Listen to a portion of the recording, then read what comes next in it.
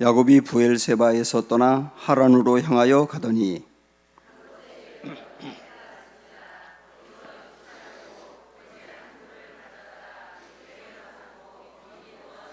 꿈에 본즉 사닥다리가 땅 위에 서 있는데 그 꼭대기가 하늘에 닿았고, 또 본즉 하나님의 사자들이 그 위에서 오르락 내리락 하고,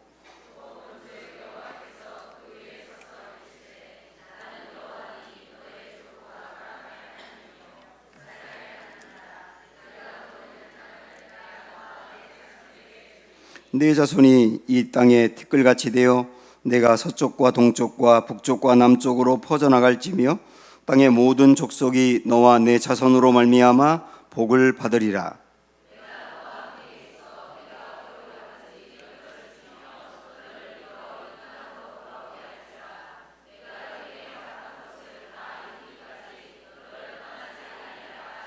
야곱이 잠이 깨어 이르되 여호와께서 과연 여기 계시거늘 내가 알지 못하였도다.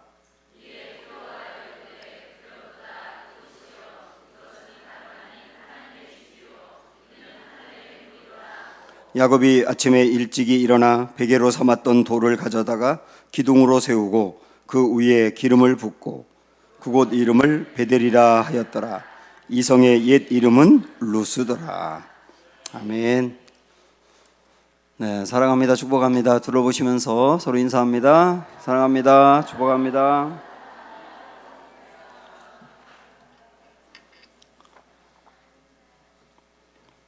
네, 오늘 낮예배 때 말씀을 이어서 여러분에게 전한다 이렇게 생각을 하시면 되겠습니다. 사랑받으면 변한다, 이런 제목입니다.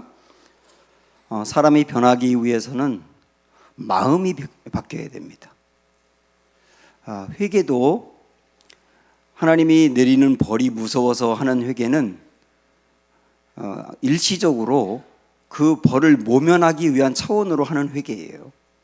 그런 회개는 또 금방 옛날 모습으로 돌아가게 되거든요. 그런데 이 마음이 움직여서 하는 회개, 그러니까 나에게 은혜를 베풀어 주신 하나님의 마음을 아프게 했다든지, 나의 행동이 하나님의 영광을 가렸다든지, 그런 것들이 너무 마음이 아파서 하는 회개가 있어요. 그런 회개는 진짜 변하게 됩니다. 이게 마음이 바뀌었으니까요.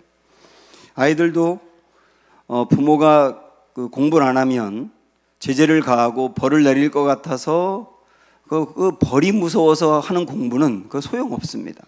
그건 금방 또 옛날 모습으로 돌아가는데, 정말 이 마음이 움직여서 하는 공부는 부모가 하지 말라고 해도 하거든요. 중요한 거는 마음이 변하는 거예요. 지금 우리가 야곱을 보고 있는데 28장 이 말씀을 보면 야곱이 이제 형 에서가 자기를 죽이려고 하니까 도망을 치는 내용이에요. 대략 정확히 나이가 나와 있지는 않지만 아무리 따져봐도 지금 야곱이 20살 안팎으로 이렇게 보이거든요. 이 나이에 형이 자기를 죽이려고 할 만큼 관계가 나빠진 거예요. 20살밖에 안 된 사람이 형과 관계가 나빠져서 형이 자기를 죽이려고 한다고요. 그래가지고 원래 브엘세바라고 하는 그 곳에 살다가 하란으로 도망을 가려고 지금 떠난 겁니다. 계속 달려서 무척 무서우니까 가다 밤이 되어서 한 곳에 누워서 그곳에서 잠깐 잠이 들었을 때 있었던 이야기가 오늘 본문의 말씀이거든요. 오늘 말씀은 초점은 바로 이런 야곱, 변화가 안 되고 하나님을 기다리지 못하고 인간적인 모습을 갖고 행하면서 자꾸 무리를 일으키고 관계는 나빠지고 그러는 야곱을 하나님이 오늘 변화시키기 시작합니다. 하나님의 변화는 어떤 방법이냐 이거예요. 우리가 사람을 변화시키는 것도 이런 방법으로 해야 하고 내가 변하는 것도 이런 방법으로 된단 말이죠. 그 변화가 무엇이냐는 거예요. 우선 하나님이 사람을 변화시킬 때 첫 번째 우리가 볼 것은 뭐냐면 찾아오시는 사랑이에요. 찾아오시는 사랑. 그 야곱이 800일을 이렇게 비고 누워서 하늘의 별을 쳐다보다가 잠이 들지 않습니까? 잠깐 잠이 들었을 거예요. 그때 꿈을 꿨는데 이 꿈이 영몽입니다. 하늘에서 사다리가 쭉 땅까지 내려왔습니다. 사다리가 내려왔다는 것은 하늘과 땅이 연결됐다는 뜻이에요.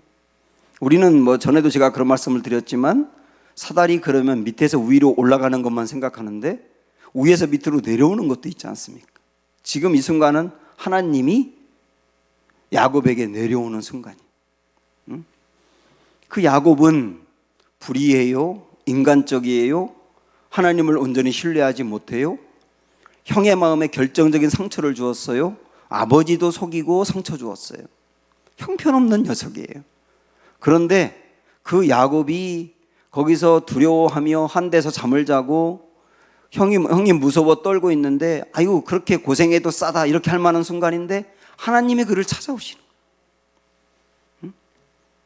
야곱이 하나님 잘못했어요 하고 간 것도 아니고 하나님이 그를 찾아오시는 거예요. 그러면서 변화를 시작하시는 거예요.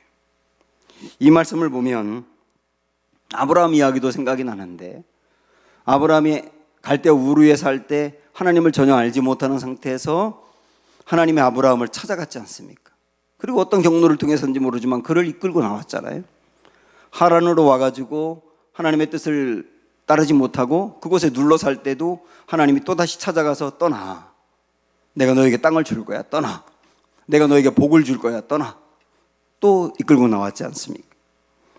그러다가 결정적으로 99세 때 또 찾아오는데 한번 여러분 앞으로 조금 가셔가지고 16장으로 한번 가보세요. 아브라함 이야기 나오는데 16장 맨 끝에 절 16절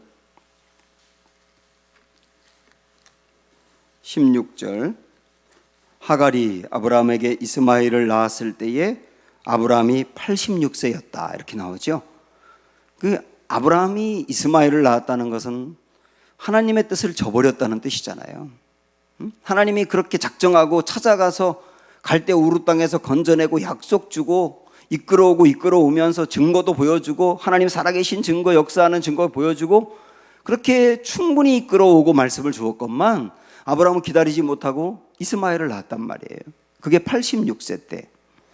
그리고 17장 1절로 보면 아브라함이 99세 때에 여호와께서 아브라함에게 나타나사 그에게 이르시되 나는 전능한 하나님이라 너는 내 앞에서 행하여 완전하라. 공백이 13년이 있어요. 이 13년 동안 무슨 일이 있었는지 성경에 기록은 안 돼 있지만 아마도 아브라함은 하나님의 뜻을 저버리고 자기 마음대로 그 이스마엘을 낳고 그냥 그대로 하나님이 처음에 주었던 비전도 저버리고 그냥 이대로 살면 되지 뭐라고 생각하고 살았던 것 같아요. 상당히 하나님에게서 멀어져 있는 기간이죠. 13년이라고 하는 기간은. 근데 하나님이 그 하나님에게서 멀어져 있는 아브라함을 또 찾아가신 거예요. 여기서 아브라함이 하나님께 주님 잘못했어요. 기다리지 못하고 이스마엘을 낳아서 제가 정말 잘못했어요 하고 회개한 것도 아니에요. 여기 다시 한번 보시면 1절에 99세 때 여호와께서 아브라함에게 이렇게 돼. 여호와께서 아브라함에게 나타나서 찾아오신 분이 하나님이시. 찾아오신 분이 하나님. 불의한 그 사람을 찾아오셔서 아브라함을 처음 불러낼 때의 그 약속을 다시 하시며 포기하지 않는 그 사랑. 이 주님의 사랑이거든. 찾아오는 주님의 사랑이 가장 결정적으로 나타난 게 예수님의 오심이에요. 끊임없이 선지자들을 통해서 하나님의 뜻을 따라라. 우상 숭배하면 안 된다. 이스라엘은 특별한 하나님의 백성들이다. 내가 너희에게 기대하는 것이 있다. 말씀하셔도 소용없어요. 계속 죄를 짓고 선지자들을 죽이고. 그래서 급기야 도저히 안 되겠다 하고 하나님이 그들을 버린 게 아니고 야 아무리 사람을 보내도 말을 듣지 않는구나. 그러면 내가 나의 아들을 보낼게 하고 예수님을 보낸 거예요. 그렇게 하나님의 뜻을 저버려도 포기하지 않고 끝내 예수님까지 보내셨단 말이죠. 그 예수님을 보내신 것은 찾아오는 하나님의 사랑의 극치입니다. 극치. 이 하나님은 오늘 우리 하나님이세요. 그래서 우리도 때로는 주의 뜻 저버리고 신앙생활을 꽤나 오래 했는데도 불구하고 교회에서 저같이 목사의 직분이 있는데도 불구하고 인간적인 방법에 빠져서 하나님의 뜻을 따르지 아니할 때 야, 내가 너에게 사랑한 게 얼마고 준 게 얼마고 쓴 게 얼마냐 이렇게 말씀하시련만 그러지 않고 찾아오시는 사랑. 그래서 어느 날 말씀 한 구절이 마음에 부딪혀오면서 야, 이렇게 살면 안 되겠구나. 내가 하나님 편으로 다시 나가야 되겠구나. 그래서 다시 마음을 붙들고 일어나게 하는 거. 제가요 고등학교 때까지 꽤 은혜 받고 이제 목사가 되기 위해서 감신대를 갔는데, 제가 학교를 다닐 때 감신대 분위기는 매일 데모했어요. 저도 무척이나 많이 했고요. 그리고 너무 신앙적이지 않았고, 그 다음에 선생님들이 가르치는 게 너무 자유주의적이었고 종교다원주의였고, 그래서 이런 거에 실망하고 학교를 떠나가는 친구들도 생기고, 그러면서 점점점 그 분위기 안에 있는 학생들은 갈수록 신앙을 잃어가고 교회에서 사역을 하는데 엉뚱한 얘기만 하고, 저도 다를 바 없었거든요. 그래서 교회 가서는 아이들한테 설교하는데 제 스스로 나도 그렇지 않으면서 아이들에게 사기치는 게 아닌가 이런 생각이 들 때도 있었고요. 한참 그럴 때 어느 날 새벽에 갑자기 눈을 떴는데 잠이 안 오는 거예요. 그래서 그냥 새벽에 교회나 가볼까 하고 교회를 갔는데, 그때 이 부르는 찬양이 제 마음을 움직이면서 내가 이러는 신학생 되면 안 되겠다, 이러다가 큰일 나겠다 싶어서 그것이 주께로 이렇게 다시 마음이 돌이키면서 바르게 목회하고 바르게 사역해야 되겠다고 결심하는 계기가 됐거든요. 저는 그게 아브라함을 찾아오셨던 하나님이, 사닥다리에서 야곱에게 내려오셨던 하나님이 저에게도 내려왔다고 믿어요. 여러분, 우리 지난 신앙생활들을 돌아보면 그런 위기와 어려움들이 얼마나 많았습니까마는 그때마다 하나님이 말씀으로, 순간적인 깨달음으로, 다른 사람의 권면으로, 내 주위에서 일어나는 일들로 마음을 뜨끔하게 하기도 하고 감동하게 하기도 하고, 그러면서 다시 하나님 편으로 오게 한 일이 얼마나 많았습니까? 그 모든 것들을 우리는 뭐라고 말할 수 있다고요? 찾아오신 하나님. 그렇게 찾아오시는 하나님이 야곱을 바꿔가기 시작하는 거예요. 그러더니만 사다리에서 내려오셔가지고 야곱과 대화하시는데, 참으로 불의하고 자격이 없는 그 야곱에게 하나님이 축복하는 내용들이 그 다음에 나옵니다. 축복하시는 하나님, 복을 주시는 하나님. 어떻게 복을 주시는가? 13절 보시면, 13절 시작. 또 본즉 여호와께서 그 위에 서서 이르시되 나는 여호와니 너의 조부 아브라함의 하나님이요 이삭의 하나님이라. 하나님이 야곱에게 내려와서 말씀하면서 제일 먼저 하나님을 소개하세요. 누구라고 소개하느냐면 너의 할아버지 아브라함의 하나님, 너의 아버지 이삭의 하나님이 지금 너와 함께 한다는 거예요. 그 말은 뭡니까? 너의 할아버지 아브라함과 함께 했고 너의 아버지 이삭과 함께 했던 것처럼 너와도 함께 할 거야. 함께 할 만한 사람이 아니잖아요. 야곱도 압니다. 할아버지의 신앙이 어땠는지, 아버지의 신앙은 또 얼마나 훌륭했는지, 거기에 비해서 나는 얼마나 형편없는지 야곱은 아는데, 할아버지, 아버지와 함께 했던 그 하나님이 나와도 함께 한대. 그 복을 주시는 거예요. 함께 하겠다고요. 참 눈물 나는 말씀인 거예요. 이런 말씀으로 야곱의 마음, 아주 강팍하고 인간적이고 꽉 막혀 있는 그 마음을 마치 딱딱한 것을 정으로 깨면서 하나하나 부드럽게 만들어가듯 야곱의 그 마음을 두드리기 시작하는 거야. 너 할아버지, 너의 아버지와 함께 했던 것처럼 너와도 함께 할 거야. 그러면서 그 다음에 13절 뒷부분부터 14절 보세요. 내가 누워있는 땅을 내가 너와 내 자손에게 주리니. 첫 번째 뭘 준다 그래요? 땅을 준다 그래요. 그 다음에 내 자손이 땅의 티끌같이 되어 내가 서쪽과 동쪽과 북쪽과 남쪽으로 퍼져나갈지며, 두 번째 어떻게 된다는 겁니까? 자손이 퍼져나간다. 그 다음에 땅의 모든 족속이 너와 내 자손으로 말미암아 복을 받으리라. 내가 복의 근원이 된다. 여러분, 이게 누구에게 했던 이야기입니까? 아브라함에게. 세 가지: 땅, 자손, 그 다음에 복의 근원이 되게 할게. 아니, 아브라함은 그럴 만한 사람이라고 생각할 수 있잖아요. 이 야곱이 볼 때는, 아니, 아브라함은 그렇게 훌륭한 분이었기 때문에 그럴 만한데, 저도 그렇게 주나요? 저 같은 사람도 할아버지가 받은 복을 받을 수 있나요?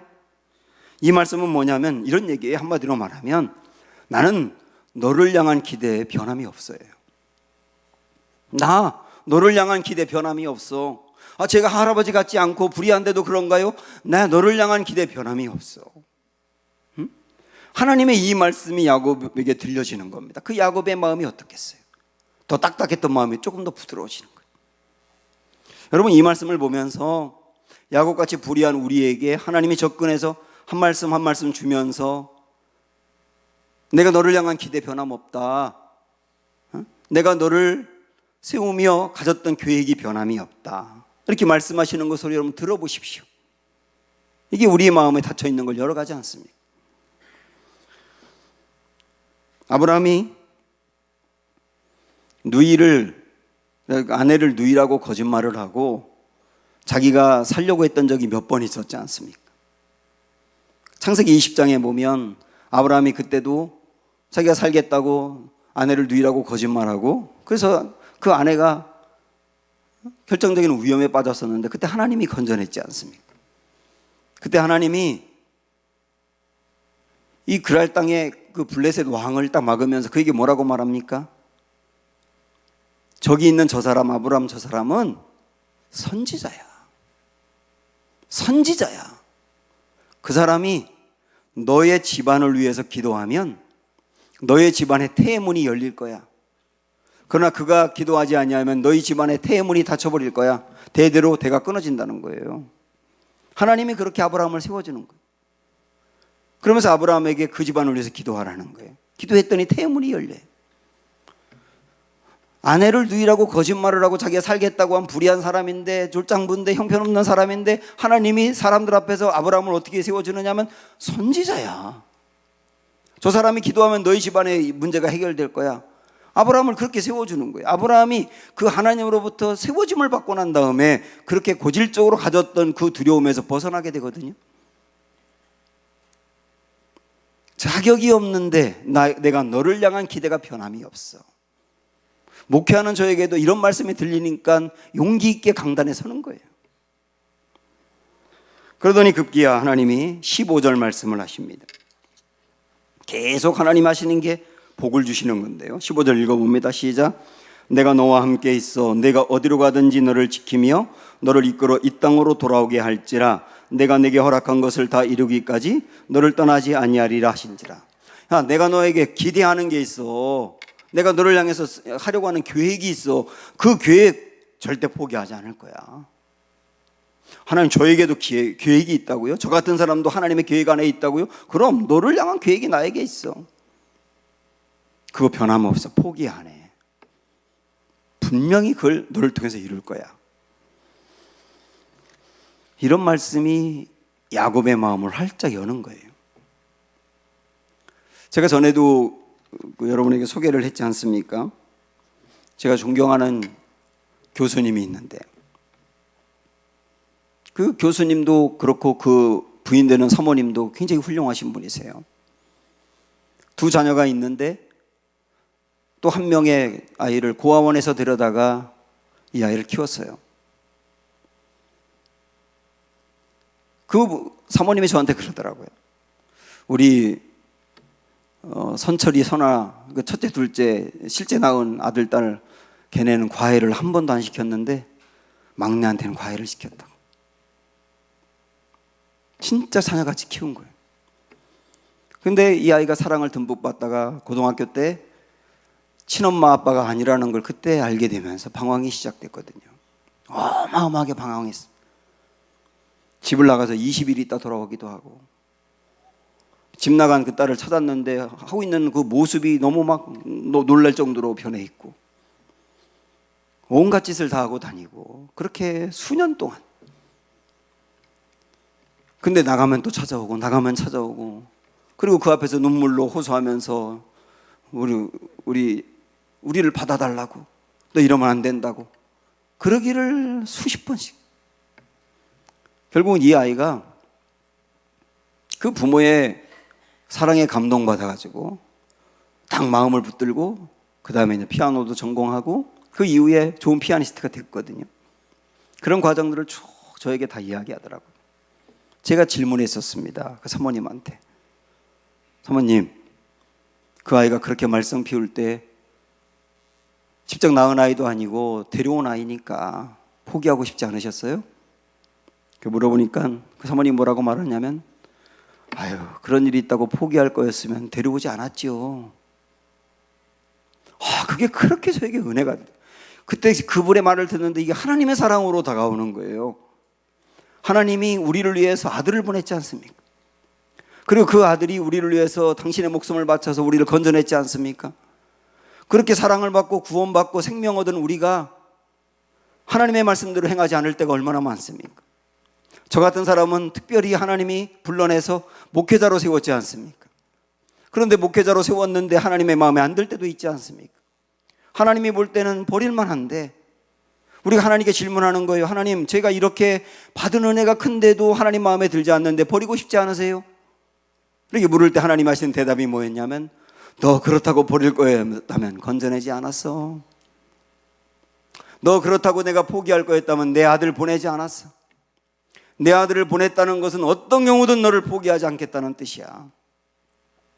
이게 하나님이 야곱에게 하신 말씀이고 주님이 저에게도 하시는 말씀이고 여러분에게도 하시는 말씀 아닙니까?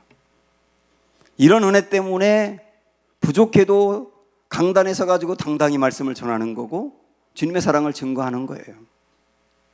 그렇게 찾아와서 축복하시며 포기하지 않으시며 너를 향한 계획 변함없다, 이렇게 말씀하시는 하나님의 사랑을 입은 야곱은 드디어 그 마음이 열리는 거예요. 그 변화가 되는 겁니다. 그래서 뭐라고 말하냐면 16절을 보세요. 야곱이 잠이 깨어 이르되 여호와께서 과연 여기 계시거늘 내가 알지 못하였도다. 하나님이 나와 함께 하시는구나. 처음으로 신앙 체험을 하는 거예요. 하나님을 믿는 집안에서 살았던 사람이기 때문에 그 기본적인 건 있지만 그가 체험으로 하나님이 정말 이 자리에 함께 한다는 걸 여기 처음으로 느끼는 거예요. 그리고 그 다음에 17절 말씀 보시면 19절 보시면 그곳 이름을 베델이라 하였으니 이 성의 옛 이름은 루스드라. 베델, 하나님의 집이다. 하나님의 집이라고 이름을 붙이면서 여기 하나님 함께 하신다, 고백이 나오는 거예요. 그러면서 그 다음에 20절부터 22절 보시면 여기 세 가지 약속을 야곱이 합니다. 야곱이 서원하여 이르되 하나님이 나와 함께 계셔서 내가 가는 이 길에서 나를 지키시고 먹을 떡과 입을 옷을 주시어 내가 평안히 아버지의 집으로 돌아오게 하시면 여호와께서 나의 하나님이 되실 것이고, 이게 첫 번째고, 두 번째는 내가 기둥으로 세운 이 돌이 하나님의 집이 될 것이요, 세 번째는 하나님께서 내게 주신 모든 것에서 10분의 1을 내가 반드시 하나님께 드리겠나이다. 하나님은 압니다. 얘가 이거 안 지킬 거라는 거 알아요. 안 지켰어요, 나중에. 그런데 기쁜 거예요. 왜 그런지 아세요? 정말 신앙이 바닥 같았던 야곱이 하나님 앞에서 서원할 줄 아는 거예요. 내가 하나님 앞에 이렇게 할게요. 그 뭔가 주님 앞에서 주님을 위해서 뭔가 한다고 얘기하는 거예요. 그게 기쁜 거예요. 안 지킬지 알면서도. 조금 전에 우리 새가족 환영회를 하고 왔는데 새가족들이 앞에 나가서 마이크 잡고 이런저런 말씀들을 하시는데 그야말로 예수님을 믿기 처음 시작한 사람들도 뭐 거의 대부분이고 그 주님을 떠났다가 한참 만에 돌아온 분도 있고, 그런데 그분들이 입에서 뭔가 열심히 한번 해보겠다고, 뭔가 사역을 해보고 열심히 해보겠다고, 그 말 들으면서 반드시 그분들이 얘기한 대로 다 지키지 않을 거라는 거 저도 알아요. 그러면서 제 마음은 기쁜 거예요. 왜? 그분들이 뭔가 주를 위해 하고 싶은 마음이 생겼다는 거예요. 그게 중요한 거지. 그게 중요한 거지. 뭔가 하고 싶은 마음이 생겼다는 거. 야곱을 보면서 하나님 그러는 거예요. 요놈은 안 지킬 거 아는데 그래도 뭔가 하고 싶어 하는구나 말이에요. 이게 야곱이 변화된 거예요. 꽉 닫혔던 그가 오직 자기를 위해서만 하나님을 이용하던 그가 하나님을 위해서 뭔가 하겠다는 거. 그래서 우리는 결론을 얻을 수 있습니다. 야곱이 완전히 변한 건 아니어도 이제 변화가 시작되었구나. 어떻게 변화됐느냐? 사랑받으니 변화되는 거예요. 찾아오시는 사랑, 복을 내려주시는 사랑, 여전히 쓰시는 그 사랑을 받으니 그 닫혔던 마음이 열리는구나. 오늘 야곱 같은 우리들에게 하나님이 똑같이 말씀하세요. 그리고 똑같은 사랑을 베풀어 주시고 그 마음은 예나 지금이나 변함이 없어요. 주님의 이 마음 받으시고 그 사랑 받으셔서 변화가 시작되고 주님 앞에 나를 드릴 줄 아는 그런 모습으로 나아가는 은혜가 있기를 축원해 드립니다.